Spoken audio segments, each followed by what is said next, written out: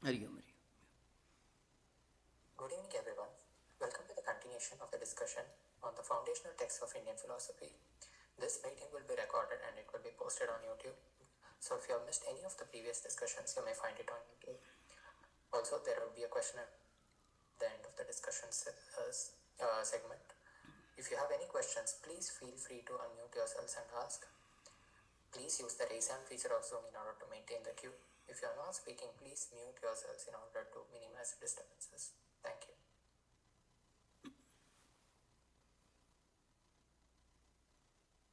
Recording in progress. Thank you, Pejjal. Namaskar, everyone. Om Sthapakaya cha dharmasya sarvadharmaswarupini avatara varisthaya Ramakrishnaya te namaha. So we are continuing our discussion on the philosophy of Ramanuja, which is known as the Viśiṣṭādvaita philosophy. Now, there are a few very interesting anecdotes, legends, stories associated with Ramanuja. And one of the most well-known legends is in connection with his writing of his own magnum opus, his most important and the most profound work in the Viśiṣṭādvaita tradition, it's called Sri Bhashya. In fact, there is a verse, what you call a sloka, a verse that actually explains the importance of this. It is said that one day, Ramanuja was talking to one of the priests of one of the important temples in Kanchi. It's well known for a number of important temples. Maybe the most important temple is the one which Shankaracharya himself went and sanctified by his presence, called Kanchi Kamakshi. It's the most important temple in that temple town, Kanchi. But there is another very ancient, a very important temple that is dedicated to Vishnu. I mean, it belongs to the Vishnu Vaishnava tradition. It's called Varadaraja temple. So it is said that he went to the temple and talked to one of the senior priests, and he discussed his plan to write a commentary on Brahma Sutras, which later he wrote and became the celebrated Sri Bhashyam, it's called. So, and in answer to his question, the chief priest gave a very interesting reply. The reply is put in the form of a verse, which is transmitted from generation to generations of the teachers of the Ramanuja system. Sriman param tattvamaham matam me bheda prapattihi nirapaya hetuhu na avyashyaki smritihi antakale mokshaha mahapurna ika aryavarya. This is the verse. So it needs some explanation. In a way, this verse gives a gist of the entire metaphysics of Ramanuja system. That's the most interesting aspect of this. Sriman param tattvamaham matam me. So in my opinion, or according to me, the highest reality, param tattvam, the highest reality, the absolute in spiritual philosophy is aham, means the saguna sakara Ishvara. In Ramanuja system, it's called Sriman Narayana. It's a deity of the temple. It's an aspect of Vishnu. Now, this is, you can find in Indian tradition a number of such stories. Whether you take those stories as literal truths or not, they have another message in a way. In a way, it could be a legend transmitted and spread by the followers of Ramanuja to give him or his work a divine aspect. But anyway, it is very significant for a proper understanding of the philosophy from a very traditional angle. Now, in a university discussion, you may not take this, may not give much importance to this. No need either.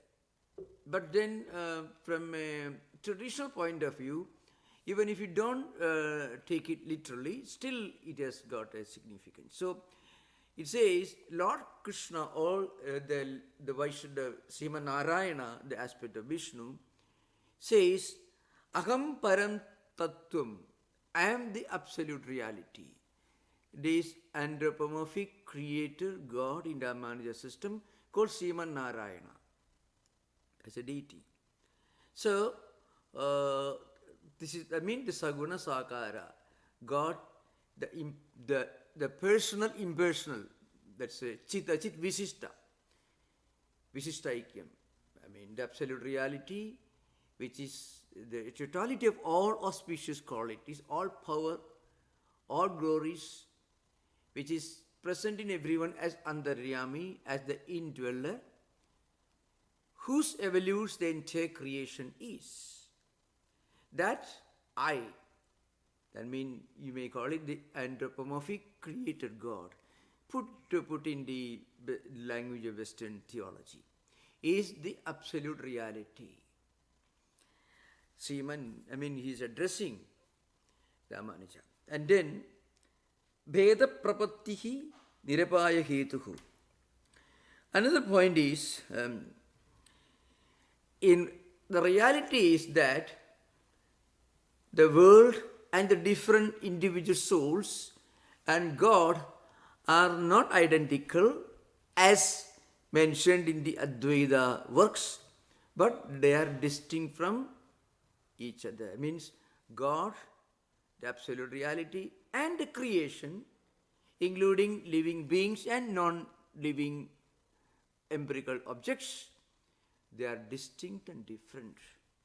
But you have to remember, there is an aspect of identity in the RāMāNUJA system. That's why it is called the Viśiṣṭādvaita. But it's not pure Advaita, it's not Kevala Advaita of Shankaracharya, but it is Viśiṣṭā, means conditioned.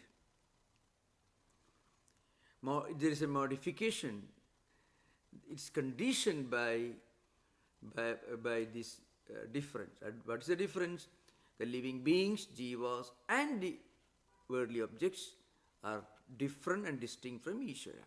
But that Ishvara, that divine reality, is present as an indweller. We call it Antaryami, is everyone. So it's called Aprathak Siddhi, means. It is not the doctrine of non-difference. But why should you specially mention it is non-different? But because there is an aspect of difference in it. Otherwise, you don't have to mention it is non-different. That is an important thing. Unless there is a remote possibility of some distinction, you do not have to mention that it is not distinct. So there is distinction and also there is a non-distinction. That is called Aprata Siddhi. We will discuss this, a very pertinent, very important point in the dialectics of RāMāNUJA system. So Bheda, means there is a distinction. Prapattihi Nirapaya Hetu. Prapatti we already discussed. So one single verse summarizes the entire metaphysics of a great philosophical system. You can find in everywhere throughout this Hindu philosophical tradition. One important verse. We don't know, very often we have no idea who wrote that. It comes as a part of a tradition. It is transmitted from teacher to teacher to teacher like that. It's a lineage. But that verse has got a great historical and philosophical significance. So prapatti or complete surrender, called Sharanagati, is the only way, the only means for spiritual liberation, spiritual enlightenment. So prapatti we already seen. Prapatti has got two aspects. The real meaning of prapatti is self-surrender. In reality, it is a state of human spiritual evolution. When you reach a point, through intense spiritual practices, through devotion, a person prays, meditates, engages in different forms of worship, reads scriptures, practices a lot of austerities. Then finally, he reaches a point, I am totally helpless. I am totally destitute. Kripana means karpanyam. There's a term used in Gita and also in RāMāNUJA system. So, I'm totally incapable of taking care of my own spiritual destiny. This can happen at two different levels. Somebody who led a very worldly life, totally bohemian, Epicurean, worldly life, without any connection with spirituality, drunkards, profligates and so on. Finally, that person suddenly gets an inner awakening. Well, this won't do. I have to live a different life. Life has a different meaning. And what he does, he goes to a library and he takes a copy of the Bible and reads the Sermon on the Mount, or reads the life of some mystics, Bhagavad Gita or any scriptures or any holy book. If he's a Buddhist, he reads the life of Buddha, Lalita Vistara, whatever it is. Or he may start joining a church choir and he enjoys that, or a synagogue, or any tradition, and he closely identifies with that. And he's actually entering the highway of spiritual life. That is also a kind of prapatti. That's what happened to St. Augustine, St. Francis of Assisi, a sudden transformation. Or I mentioned in my last session, the poor pilgrim in the way of a pilgrim, a sudden awakening and need to take a different route in your life, to tread a different path, a totally new idea of life as a whole. That is also a kind of prapatti. That is the prapatti or surrender at the beginning of one's spiritual life, entering the path of devotion. This is one. The other prapatti is the last reach, the peak of spiritual evolution. After awakening, getting this awakening, long years of spiritual life, we can the inner castle in the autobiographical writings of centuries of our life, and going inner and deeper and deeper and deeper. That's a kind of prapatti. That is total self-surrender, where God becomes a reality in every word, every thought, every deed. Where self-surrender, surrender becomes a real fact. You cannot even call it surrender. You actually realizes that God is the only player in this game of life. You have absolutely no role. And this we realize. And the realization comes as a silent inner conviction. You don't declare, make a statement. It's a deep experience that comes. And you can find many mystics in many traditions have reached this state, this prapatti. And that prapatti, RāMāNUJA defines, at least in tradition, not RāMāNUJA, because this is referred to in Vedanta Desika's Rahasyatrayasara, RāMāNUJA's own Sharanagati Gadyam and Vaikuntha Gadyam and elsewhere in the Gita Bhashya and so on, especially when RāMāNUJA writes his commentary on the Charama Sloka, the last important verse, the final conclusion from a devotional point of view, that is, Sarvadharman Parityajya Mamekam Sharanam Vraja Aham Tva Sarva Papebhyo Mokshayishyami Masuja. 66th verse of the 18th chapter of the Bhagavad Gita, which says, Lord Krishna tells Arjuna, after teaching all these Bhakti Yoga, Karma Yoga, Raja Yoga, everything, and many other different means of spiritual discipline, then Lord Krishna says, well, if you can't really understand or practice any of this, you completely surrender yourself, and all your other paths, all your efforts, you may have practiced You may have tried Bhakti Yoga, Karma Yoga, Jnana Yoga, everything, including Jnana Yoga, because Jnana Yoga is also one of the means for Prabhati in RāMāNUJA system. In Shankaracharya research system, that's the highest. But anyway, it doesn't. In spiritual, if you take a spiritual perspective, there is no conflict. So this is the essence of this self-surrender. So it is included in the formal acceptance and statement and declaration of self-surrender in the Sri Vaishnava system, where you make the statement in the presence of a teacher, I am completely surrendering myself. And in the RāMāNUJA system states that it has got 6 components. The main, that is Atmanikshepa, self-surrender, that is called Angi and Angas, the different auxiliary aspects, different elements, that is 5 different elements, and one main point. The main point is self-surrender, Atmanikshepa. And its different aspects is Anugulyasya Sankalpaka, Pradigulyasya Varjanam, Rakshasya Viśwasa, Goptutta Varanandada, and Karpanyam.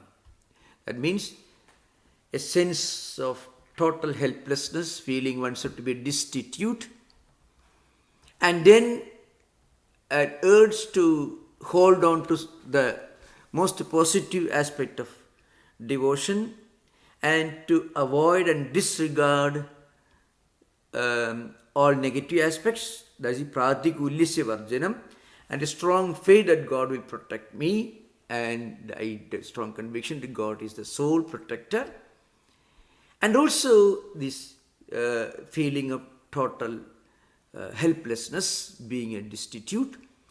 All these 5 combined together, joining with Atmanikshepa, one's own self-surrender.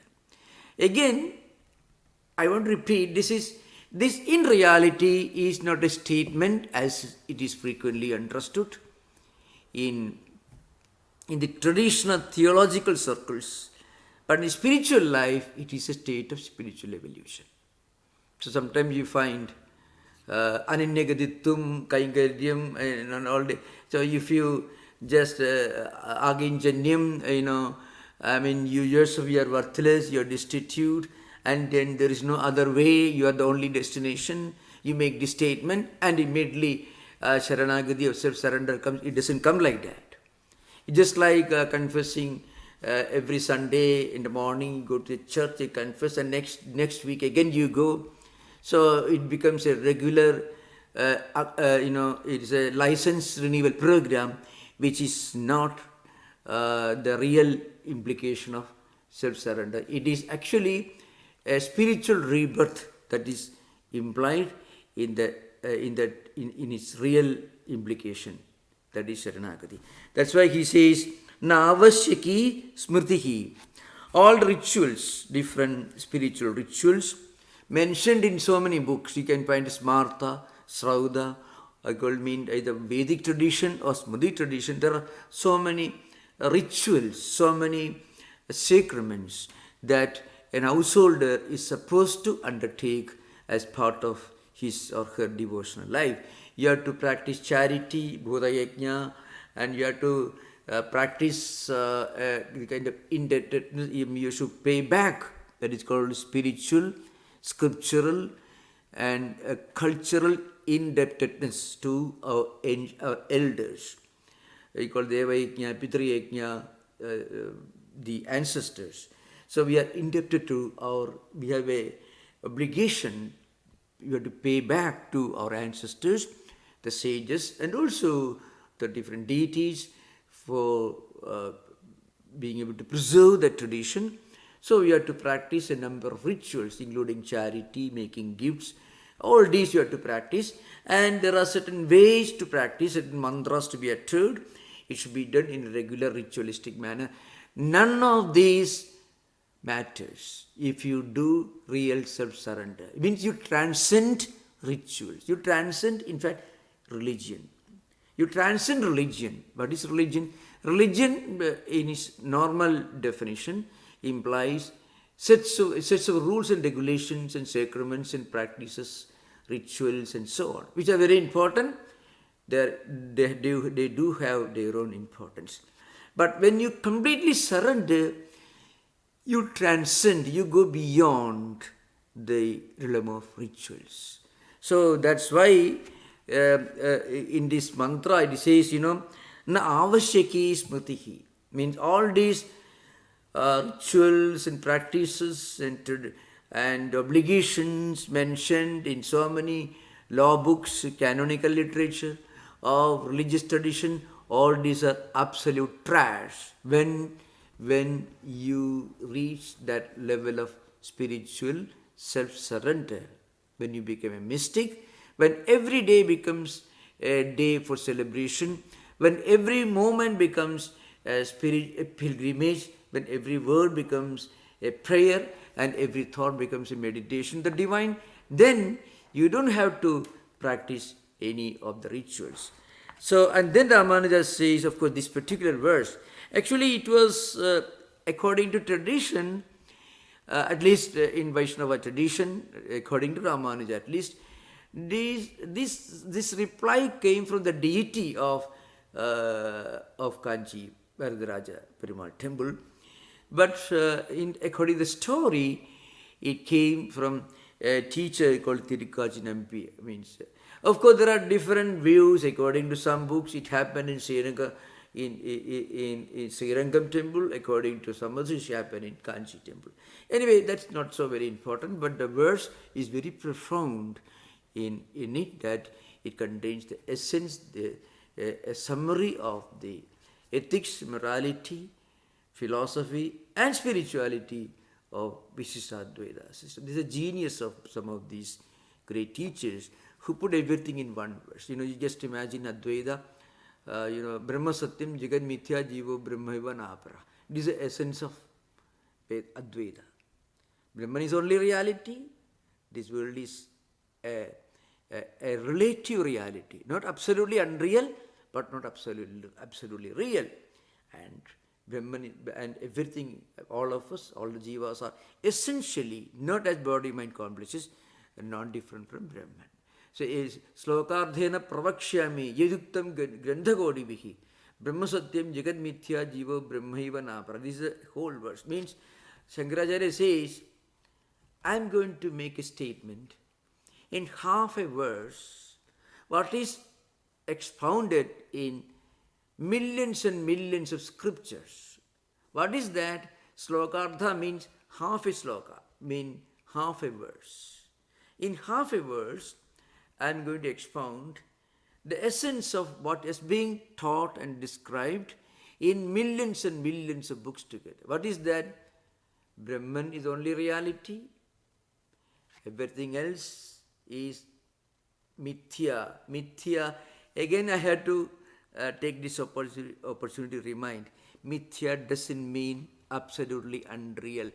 Every time when I read RāMāNUJā'S works, or Shruti Prakashiga or Vedanta Desiga's Talpilya Chantrika, or even Shatadushani, a book written by Vedanta Desika, Shatadushani means 100 problems and defects of Advaita. That's the meaning of it. Shatadushani. 100. So Vedanta Desika takes pains to give a long list of all the problems and all the drawbacks of Advaita. It's called Shatadushani. And surprisingly, maybe not surprisingly, in 20th century, a great writer, who happened to be from my own native place, wrote a book called Shatabhushani, means 100 auspicious, the glories of Advaita. It's a reply to Vedanta Desika, who wrote this. Remember, Vedanta Desika lived between 1268 and 1369. That means 1268 he was born, and 1369 he passed away. So he also lived a fairly long life, quite a long life. And RāMāNUJā, of course, passed away in 1137, and it was in 1300s that Malik Kafur came, and a few years before Vedanta Desika's passing away, how the fanatics, Malik Kafur and the fanatics attacked Srirangam temple and massacred, made a genocide of the great scholars and priests of the temple, that locality, that happened. But here this is a different thing. So, Vedanta Desika wrote many great books, like Tattwamukta Kalapa, Adhikarana Saravali, which is actually a very interesting book. It deals, it's a study of Brahma Sutras, gives the essential teachings of Brahma Sutra. Bhashya, the Bhashya written by RāMāNUJā. Rāmānuja's commentary on Brahma Sutras, 562 verses you find there. So, along with others, he wrote this Sadadushani, means a list of 100 dialectical, polemical problems of Advaita.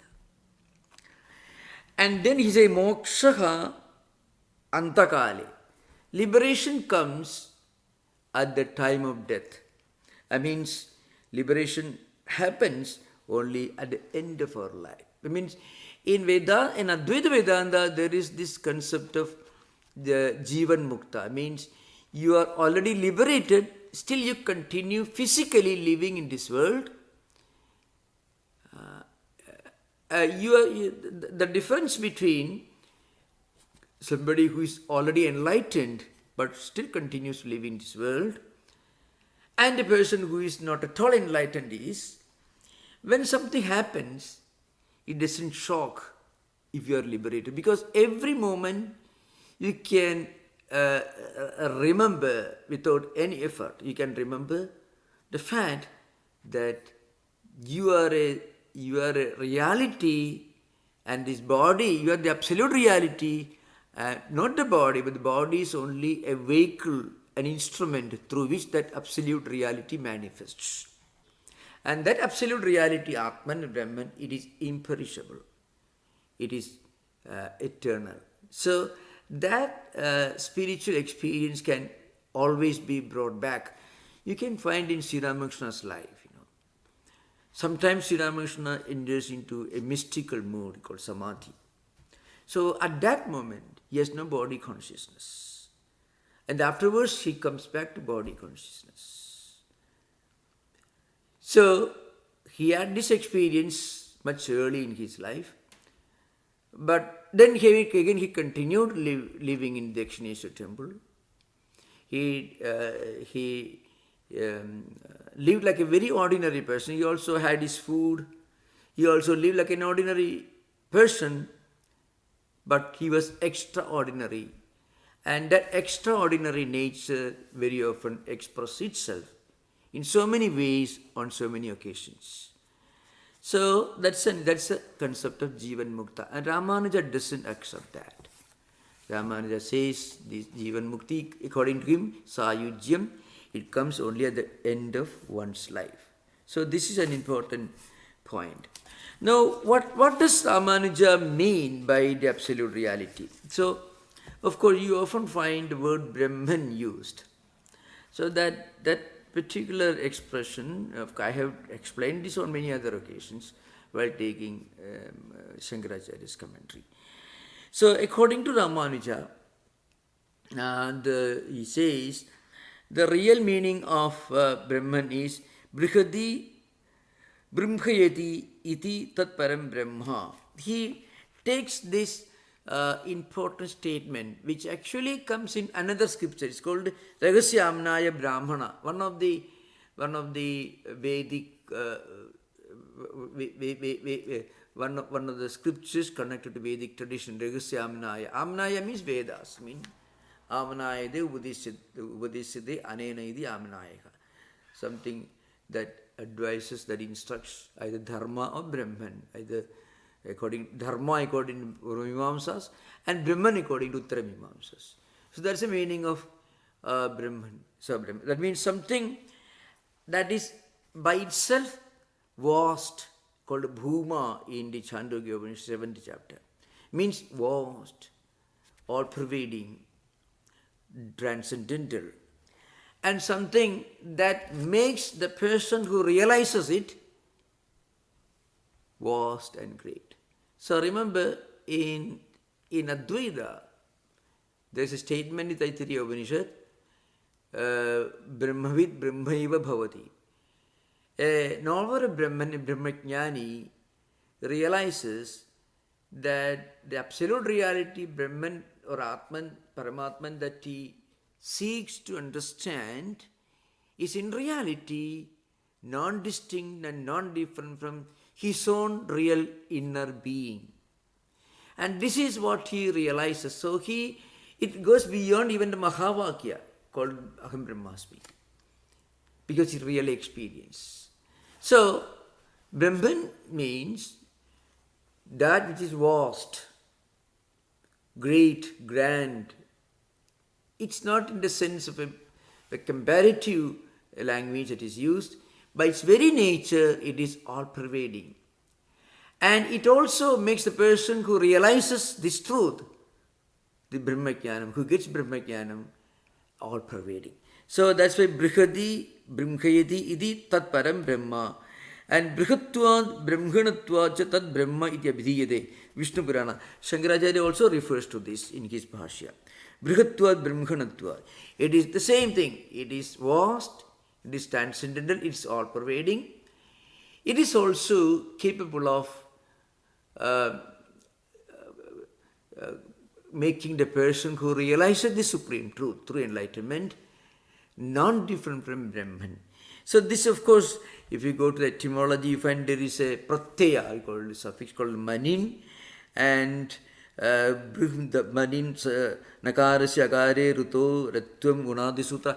I am not going to the analysis of this term according to Panini's grammar, but what I mean to say is, even his etymological description makes you understand that it is the concept of non-definable, indescribable, but experiential, non-verbalized spiritual truth which cannot be explained, which can only be experienced. Now, of course, this is one important thing. So you can find Satyam Jnanam Anandam Brahma, etc. Sadeva Swamidam Agrasi, Ekameva Advitiyam, etc. These are the terms used in the Upanishads, which Shankaracharya uses to establish that this Brahman is one all-pervading supreme truth. It is the only Paramarthik Satta or eternal reality. And it cannot be even called as a creator of this world. What is the relationship between this Brahman and this world? According to Advaita, this world itself is, in fact, at the end of the day, non-existent. That's what you find in the Adhyatma Ramayana and also, most importantly, in Gaudapada Karika. Now, this is from the highest point of view. But from an empirical point of view, this world is there. This creation is there. So, but the difference is, Ramanuja doesn't, and he will not see the distinction between the empirical perspective and the absolute perspective. According to Shankara, from the absolutist perspective, from Paramarthika Satta perspective, Brahman is only reality, everything else is only relative. And all these empirical things, Nama, Rupa, etc., are only changing moods, changing manifestations, like the different vessels, different dishes, different jars and pots and pans made of clay. You cannot remove the clay from them, so that essentially clay is the only reality, something like that. But Ramanuja will tell you, no, they are clay, no doubt. Pots and pans are all, there is a kind of identity and oneness that is called Viśiṣṭādvaita. There is an identity. But still, there is a difference, because you cannot drink water using a big jar or a pot, you need a glass. So it's a different thing, because its practical utility is different. So it makes that difference And that difference is undeniable. It is not just a relative. It is as absolute as the Paramarthika Satta itself. In other words, there is no such thing as a relative reality. There is no difference between the absolute and relative. The world itself is real. These empirical objects are also real. There is no such thing as vyavaharika or relative. So he takes a statement, tada ikshada bahusyam prajayedi, etc. This comes in so many ways in the Taittiriya also, so kameda bahusyam prajayedi, etc. Tada ikshada bahusyam prajayedi, etc. That means it's an important statement in Upanishad literature. That Brahman, that absolute reality looked, observed, and then did sankalpa, let me become many. And that's how they explain this plurality of worldly objects, different empirical manifestations. And they're all real. They're all as real as Brahman itself. The only difference is they are dependent upon Brahman. Brahman is not dependent upon anything. Now, I can explain this using the analogy that Sri Ramakrishna uses in his own unique language, unique style. Suppose you are trying to enter a house, and when you reach the gate, you find the gate is made of, let us say, wood, timber, whatever it is. And then you enter the gate and you reach the courtyard, you find the courtyard also is made of wood. You may think when you reach the gate, you may think, but of course the courtyard would not be made of timber clay. But when you see that, you find it is the same timber. Then when you enter the home, the house, the steps, that also is made of timber, wood, the same wood. And then finally you find every room, every roof, everything is made of the same wood with which the gate is made. Or you can say bricks. So at the beginning you may think the gate is of course made of bricks. You may think the courtyard may be made of stones, but that also is made of bricks, you eventually find out. And then you find every room, the roof, the floor, everything is made of bricks only. Now, one may ask this question, is there no distinction between the bricks used to make the courtyard or the gate and the bricks used to make the house, the rooms, the walls, etc.? There is a difference. Because the gate is used for one purpose, the courtyard is used for another purpose, the road through which you enter to drive the car towards the home, that serves a different purpose, the walls serve a different purpose, the ceiling has a different purpose. But they are all made of the same bricks. So Advaita is like realizing that everything is made of the same bricks. The utility will be different, because you use the gate for one purpose, but it's made of bricks only. So essentially, there is no distinction. This is Advaitic point of view. Ramanuja would say, there is certainly similarity because the same kind of bricks used for everything. But still, that distinction due to the utility value makes a distinction absolute, means there is absolute distinction. Shankaracharya will say that distinction is not absolute, it is only relative, because the same brick can be used for everything else. Madhvacharya will say the gate which is made of bricks is totally different from the wall which is made of the same brick. And the roof for which the same bricks are used is totally different. So he would tell you that every cup, saucer and vessel and jar or pots made of clay, they all make a total and complete and absolute, unchangeable distinction. That is Panchabheda Siddhanta, which we will discuss later when we discuss Madhvacharya system. So, in other words, it is a kind of spiritual evolution from Dvaita to Advaita. Ramanuja's most wonderful contribution is, and that's a very important contribution, is his unique exposition of the concept of prapatti as sharanagati.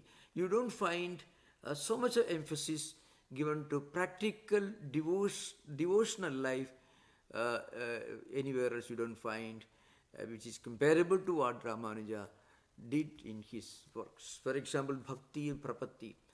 He said there are two levels of devotional progression or evolution. One, you move away from the world and then you move towards your supreme goal. The moving towards supreme goal is prapatti. That is the absolute, that is the real path leading to spiritual enlightenment. That's why he says prapatti is the only hedu or means or cause for liberation. And he also says that when you realize this, then you realize that God is also bhokta bhogyam preritaram chamatva sarvam proktam trividam brahma etat. Same Brahman is bhokta, the experiencer, and bhogyam, what is experienced, and also the one who causes all this to happen, the karta, the one who is the real doer behind everything, and the person, the real actor, and the person who is enjoying, experiencing, everything is Brahman, Trividam Brahma Etat. So, of course, you have to remember, Shankaracharya will tell you that there are, of course, important statements in the Upanishad literature which talks about creation. But he says creation is only stated, creation is expounded only with a view to eventually show that it is not absolutely real. That's the meaning. Srishti is explained eventually to explain it away as just a relativity. That is Shankara's view. But Ramanuja will say Srishti is real, creation is real. This is an important point, remember. That's why in Shankaracharya's system, he rejects the triple distinctions, the triple difference called Sogata Bheda, Sajadiya Bheda and Vijadiya Bheda. The three types of distinctions which are normally considered for philosophical discussion in Vedanta. That is Sajadiya, Vijadiya, Sogata Bhedas. Three types of differences. One is the differentiation happens in three different ways. That is Sajadiya, Vijadiya and Sogata. Sajadiya means differentiation between a species or a kind. See, for example, the same kind of same species, say cows, two different cows, Sajadiya Bheda. That is, it means one cow is different from another cow. So that's called Sajadiya Bheda, belonging to the same Jadi. Vijadiya Bheda means, let us say, the differentiation across different species. For example, human beings and cows, that Bheda. And Sugata Bheda, for example, it means it is internal division. That is, for example, when you say the same tree, the leaves, the branches, the fruits, but all belong to the same tree, internal differentiations. Shankaracharya denies all the three distinctions. Ramanuja denies only two distinctions. He accepts and he confirms one distinction, that is, he says there is Sogata Bheda, there is no Sajadiya Bheda, and there is no Vijadiya Bheda. So these are all important differences. That means in Ramanuja's system there is an element of Advaita, but there is an element of Dvaita or distinction. So I think I have already explained one important, covered one important aspect of Ramanuja's system. And from next class onwards, we will turn to another important aspect of Ramanuja's contribution. To complete the present discussion, you have to remember, according to Ramanuja, Ishvara or God or Brahman is Saguna, Sakara, Savishesha. Brahman, which is the totality of all auspicious qualities. It is Ananta Guna, Kalyana, Guna Sampanna, Ananda Swarupa, and Jagat Janmadi Karana. So, these are one after another, you can find all this. One point is, it is Ananda Guna. I mean, a repository of innumerable auspicious qualities and auspicious types of glories. Second, it is the essence of all that brings you good things. Again, it's a kind of kalyana, means auspiciousness. Again, it is Ananda Swarupa. So you can find in many of the temples where the Vaishnava tradition is followed, or you can find in Madhva, Nimbarka, Vallabha, Chaitanya, that is ISKCON, and also Ramanuja and different aspects of these Vaishnava philosophical systems. We go to those temples are very grand, and there's plenty of gold, and also if you look at the offerings, you find the deities enjoy a lot of wonderful food stuff, very good sweets, because that they always associate the spiritual concept with auspiciousness and all that gives you good luck, good auspicious things you can find. You don't find in Shiva temples a lot of great, wonderful, huge collection of sweets being offered in Shiva temples. Very, very unlikely you find. But in Vishnu temple you find. That's because Lakshmi is an important aspect of Ramanuja system, or Vaishnava system in general. One aspect of Lakshmi means Aishwarya, wealth, auspiciousness, that makes your life happy and that helps you to live a sattvic life in this world. All these elementary qualities and aspects are found in the system. It's called Ananda Swarupa. So, Ishvara is Ananda Swarupa.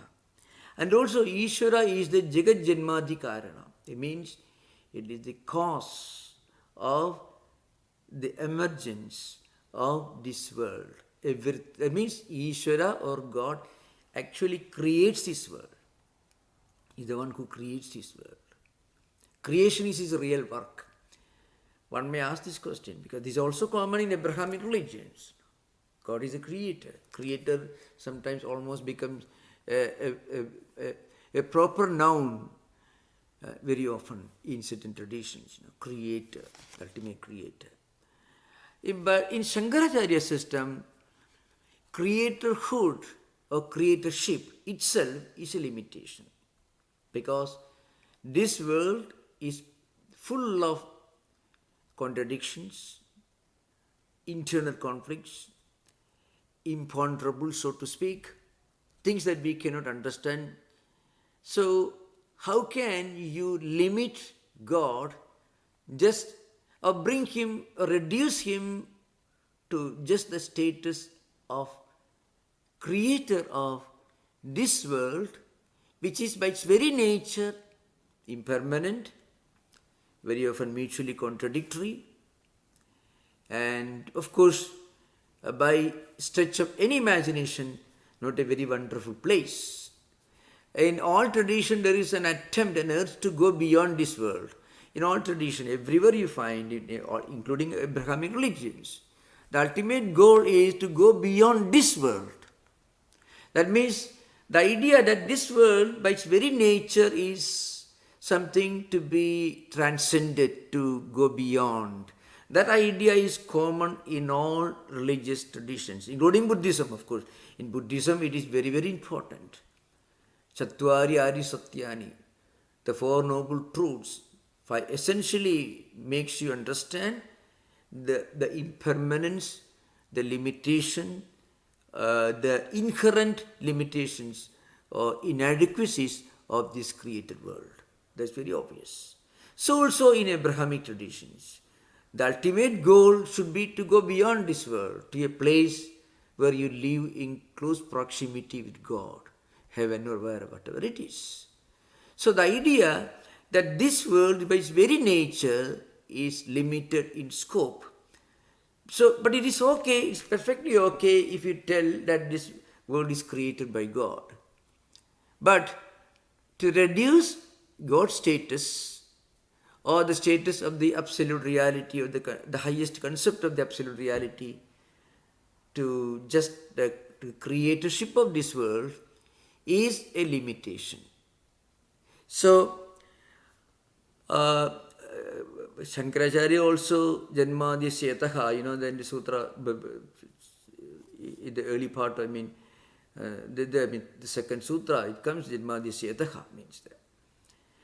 The Yadova Imani Bhudani Jaya and all the Taittiriya Upanishad caught in RāMāNUJA system very clearly, and also in Shankaracharya system. But Shankaracharya says you cannot just define Brahman or absolute reality or God, so to speak, to just the creatorship of this world. Because the world itself is essentially changing, always being modified. So it is not the absolute reality, it is only a relative reality, it's only Vyavaharika Satta. So God as the creator of this Vyavaharika Jagat, this empirical, relative world, it is a limitation. But Ramanuja doesn't say, so he says Ishvara or Sriman Vasudeva is this, that is Jagat Jatmadi Karana, is the cause of the emergence, cause for the emergence of this world. That is emergence, creation, existence and dissolution. God is the ultimate cause. It means Jagat Janmadi. Jagat means this empirical world. Janma means this transmigratory cycle of the cosmic level and also the individual level. It goes on transmigration. This cycle is moving forward like a wheel, and God is the cause behind.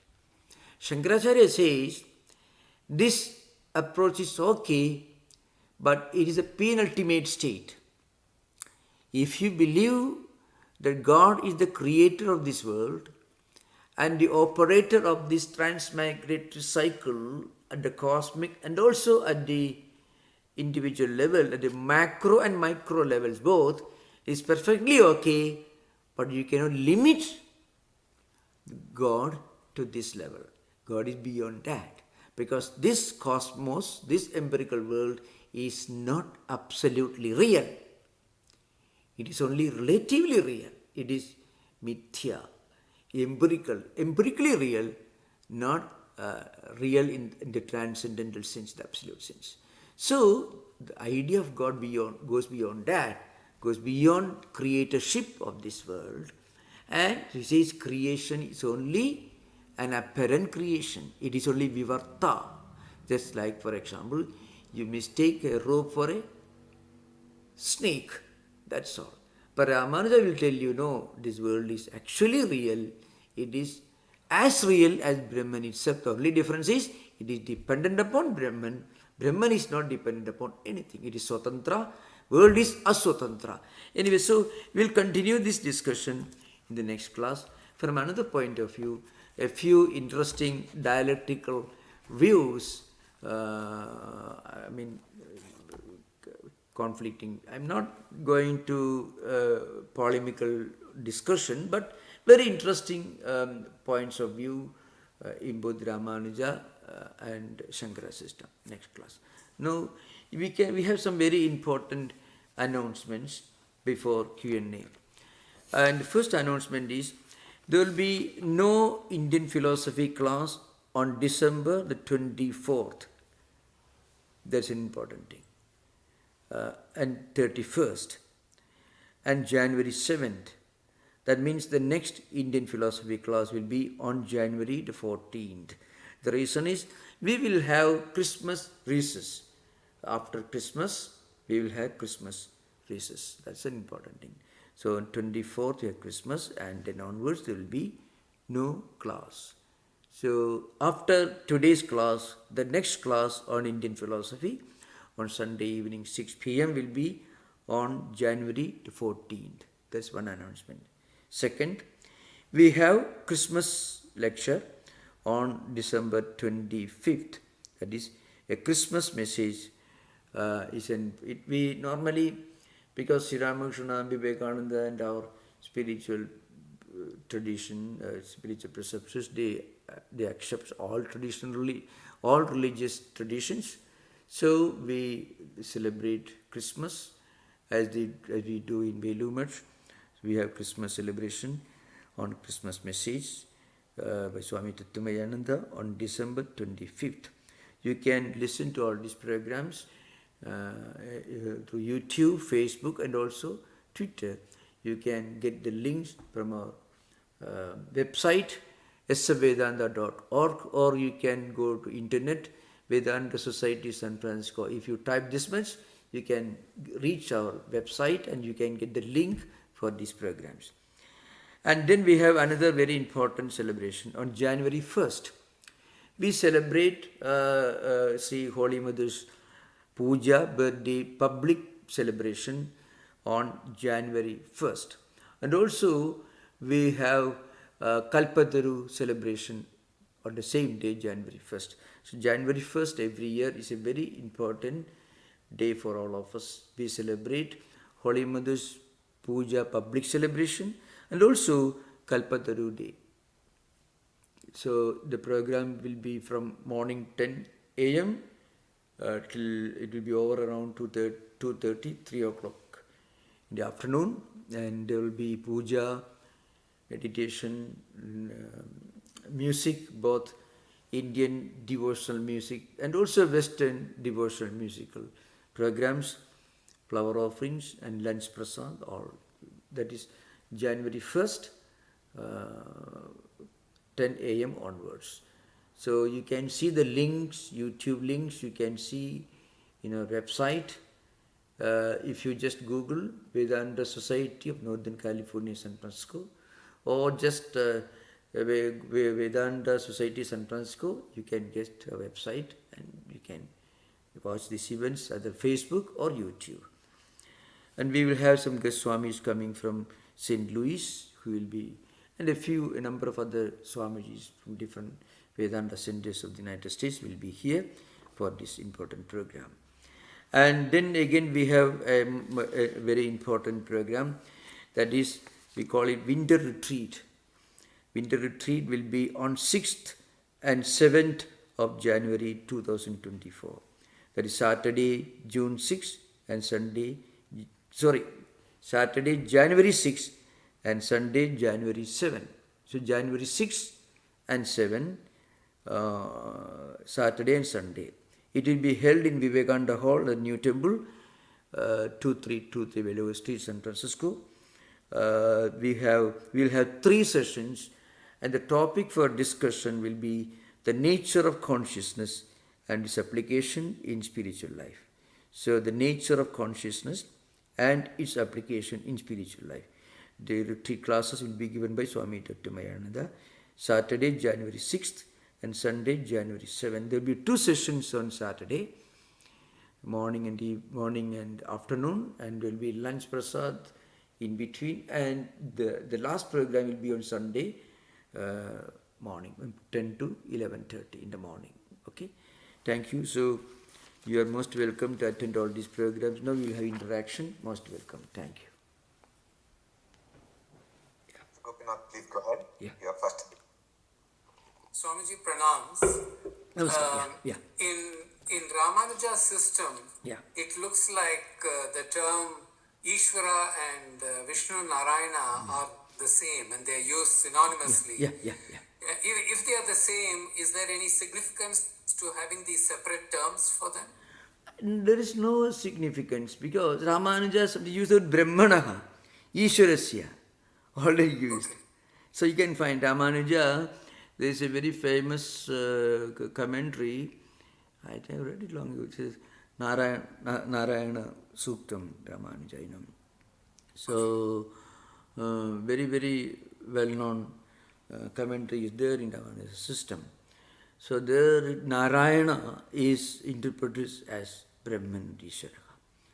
So it's a very famous, I don't remember, but yeah. So even though they use the terms Ishvara, Narayana and Vishnu, they See, all refer yeah, to the yeah, same. see, Andar Bhishya Sarvam, Andar Bhishya Tat Sarvam Vyapi Narayana Sthitaha means Sab Brahma Sa Shiva Sendra Sokshara Paramaswarad. So you find Brahma, Shiva, Vishnu, all is Nada Narayana himself, you know. So this is Narayana Suktam, so Mahanarayana Upanishad. So for him, everything, he himself says, Kalpanadida Gunanama Karaha, Purushottamaka, Sarveshwaraga, all these terms are used in Sri Bhashya. Chijjada Shariravan, Vibhuhu, Sukshma, Sarvakataka, Avveka, Sarvabhuta Yoni, you find. So, RāMāNUJā uses every conceivable adjective. But, in their traditional taking refuge, Sharanagati mantra, Narayana is used. That's important thing. Om Namo Bhagavate Narayana. So that's it. So that's all. But then RāMāNUJā identified Narayana as not in the sense of Vasudeva's son of Devaki's son, not in that sense, you know. So that's an important thing. The Narayana Upanishad, Narayana Suktam is very important for this Sri Vaishnava tradition. Yeah. Thank you, sir. Thank you, thank you. David, you're next. Yeah. Please. Swami, Yeah. what is there a difference between the RāMāNUJA'S system and Shankara's system in the concept of free will? Yeah, really, there is less free will in the RāMāNUJā system, much less free will. There is an element of fatalism in the RāMāNUJā system. But in Shankara's system, there is absolutely no fatalism. Because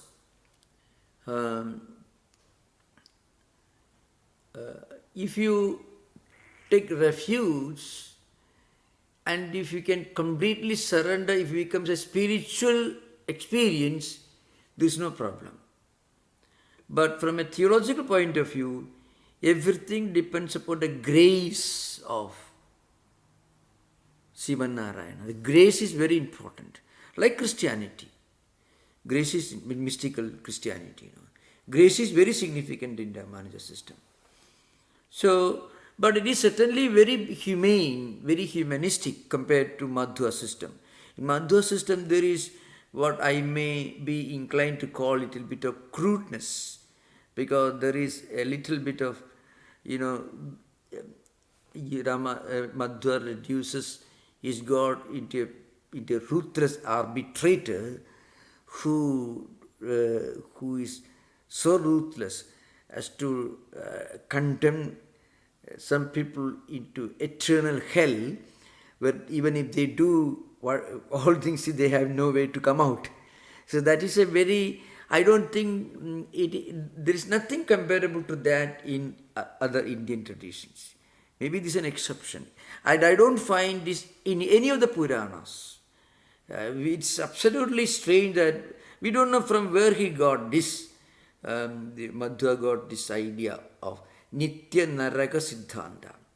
That is a kind of a total denial of free will. So Ravana, Kumbha, all the demons, and he gives the example of the demons who were great mischief doers, in the Puranic mythological literature.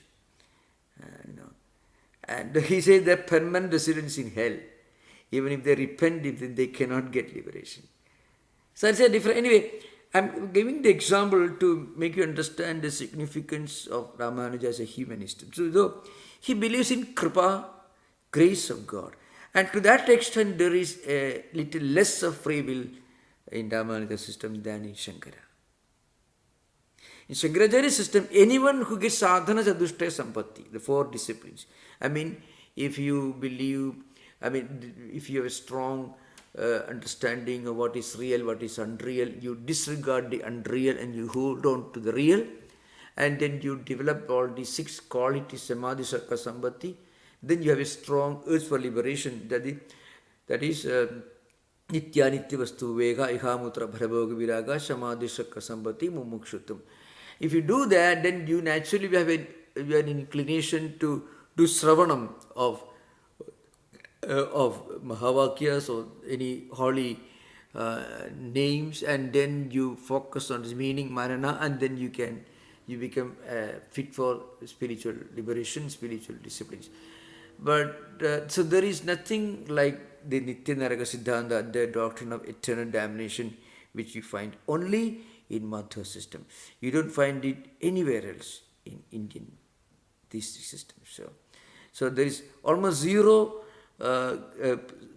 free will for certain people in Madhva system, privileged people to live, privileged enough to live in hell all time, So that's a total rejection of free will. In RāMāNUJā system, there is free will because you can take refuge in God.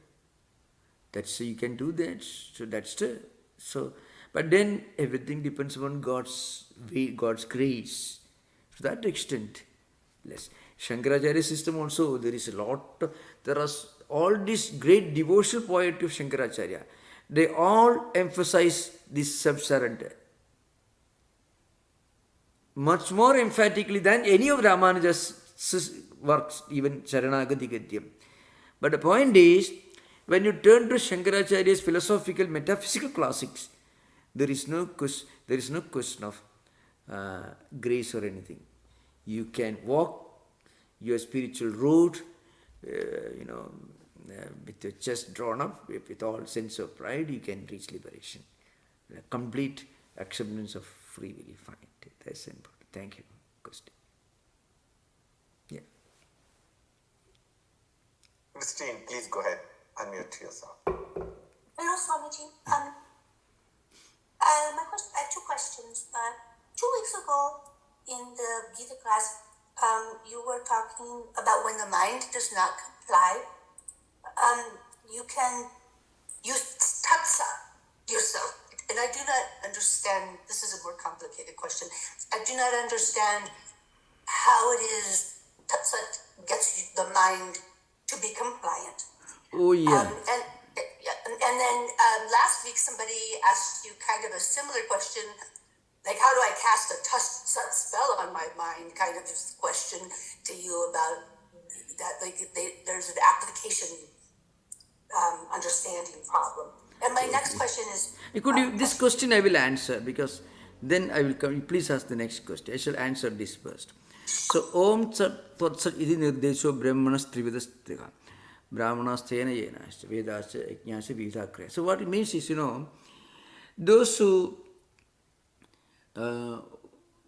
who cannot practice certain ritualistic purificatory rituals, before doing puja, before doing any auspicious rituals, they can, with a great sense of sanctity and sacredness, if you recite word Om Tat Sat, then all actions get purified.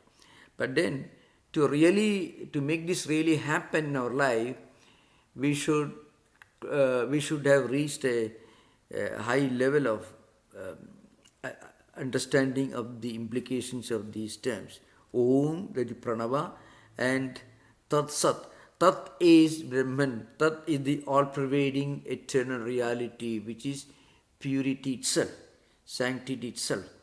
And Sat, Sadbhava, it means auspiciousness, goodness, all austerity, all these things are included.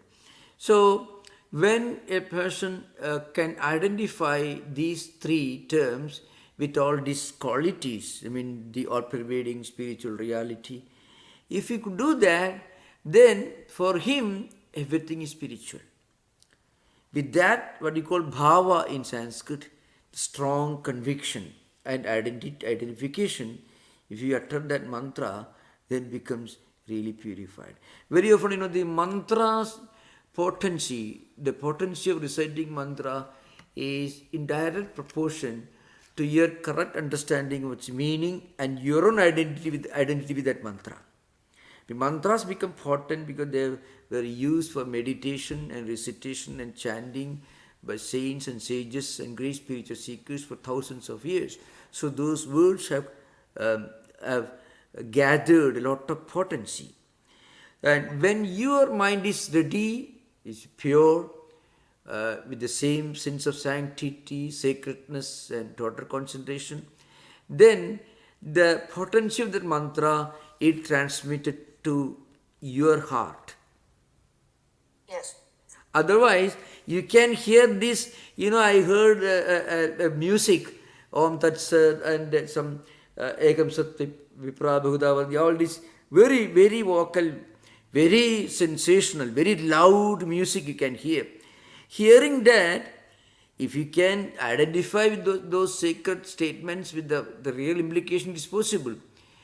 But this kind of very loud chanting, it's certainly far better than chanting anything else. That's true, something else. But then, to become a real mantra, we should do it with all sense of sanctity and sacredness and identification. Then it has a real effect. The same is true also when if you can really recite, if you belong to a Christian tradition, you recite some sacred hymns with full identification, the same thing happen to you. Depends upon where our mind is. But Om Tat Sat, it's philosophically and spiritually, it is so potent and is so significant. Okay, next question, please. Next question you are asking, please. Much easier, I think. Is Jiva Mukta similar to Bodhisattva? How are they similar or different? The term Bodhisattva. Yeah. From a spiritual experience point of view, it's the same. Okay. No doubt about it. But then Buddhism is metaphysically and spiritually, it belongs to a different tradition. It doesn't accept the Vedas. So that problem is there. But from a spiritual perspective, I would say Bodhisattva, Tathagata or Buddha himself, he is not in any way different from the great sages of Hinduism. Buddha, if you read his life, whether he accepted Hinduism or not, he was a born Hindu only. Buddha was trained and he lived like a Hindu till he got enlightenment. So remember, we could see only a great Hindu sage in Buddha.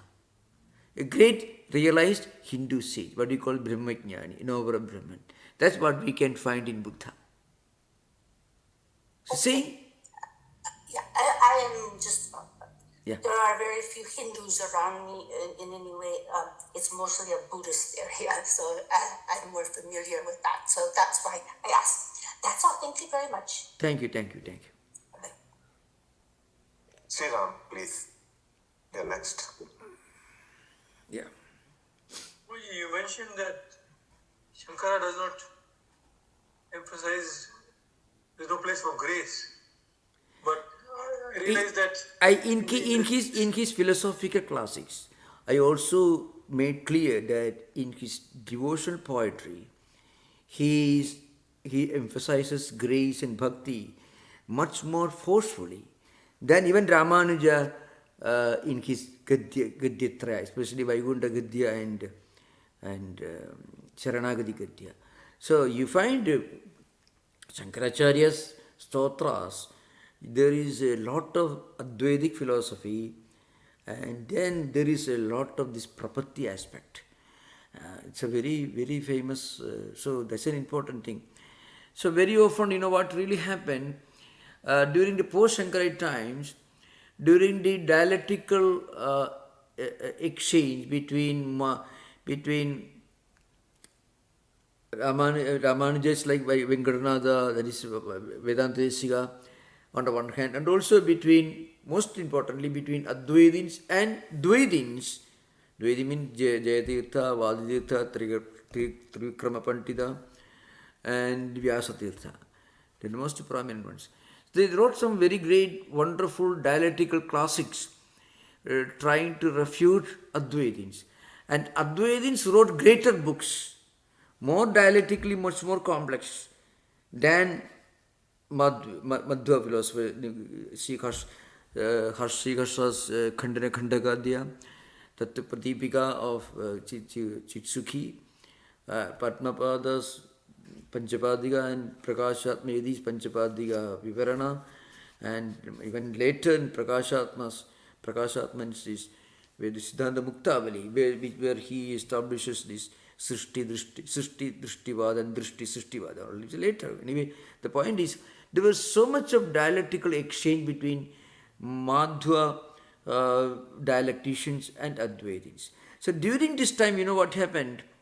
The bhakti element in Shankara's classics, philosophical classics, especially Gita Bhashya, and also in his poetry, they took a backseat. They did not receive much attention in this clash of dialecticians, you know.